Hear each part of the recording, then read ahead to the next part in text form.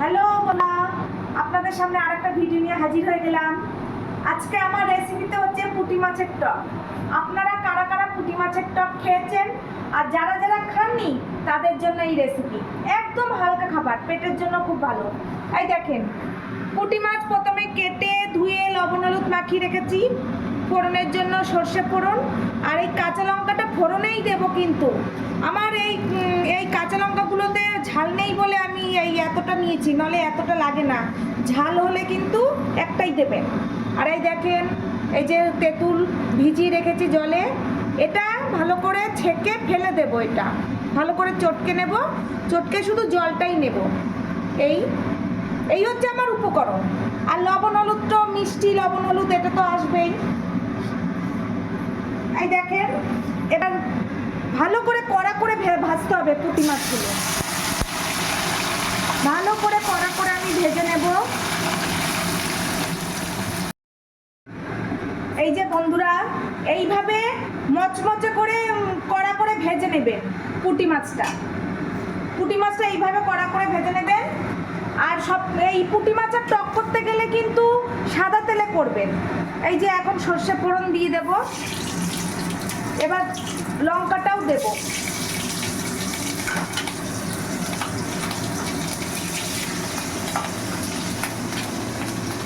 বন্ধুরা, এই তেঁতুল গোলাটা, তেঁতুলের জল আমি সব বার করে নিয়েছি।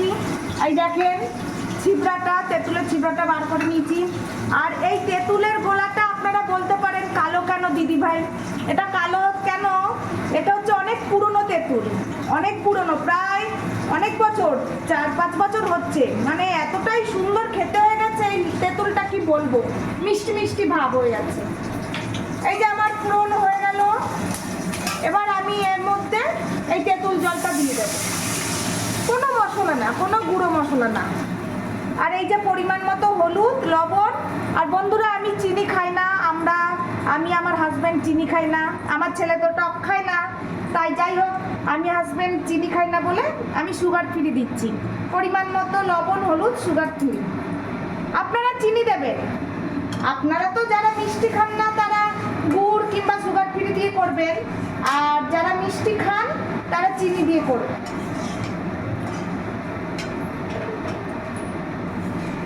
এই যে এভাবে এবার আমি মাছগুলো দিয়ে দেব টকের মধ্যে। মাছগুলো দিয়ে দিলাম, আর একটুখানি জল দেব বন্ধুরা, একটুখানি জল দেব।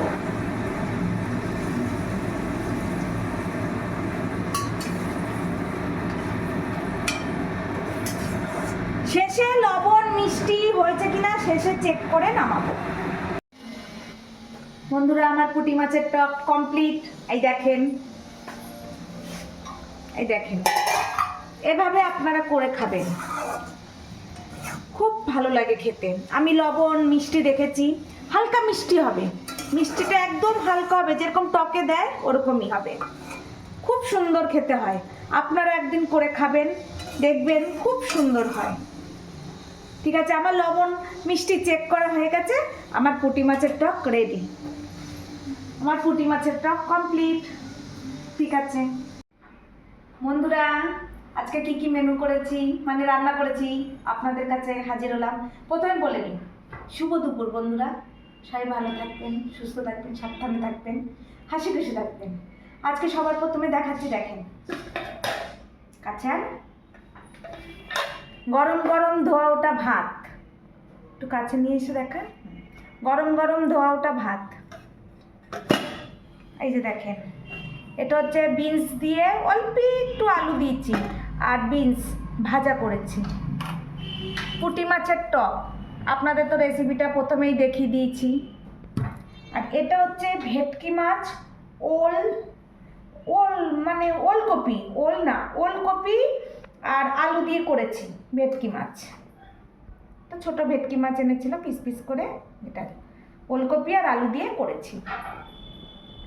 এই হচ্ছে আজকে আমার মেনু। এই হবে খাওয়া দাওয়া। আমার ছেলে স্নান হয়ে গেছে, ছেলেকে এখন খেতে দেব। আমার হাজব্যান্ড এখনো আসেনি বন্ধুরা, হাজব্যান্ড আসলে আমি আর হাজব্যান্ড একসাথে খাবো। এই তাহলে ঠিক আছে বন্ধুরা, ভিডিওটা কেমন লাগলো লাইক কমেন্ট কিন্তু অবশ্যই করবেন। তাহলে আজকের মতো এখানেই টাটা, বাই বাই।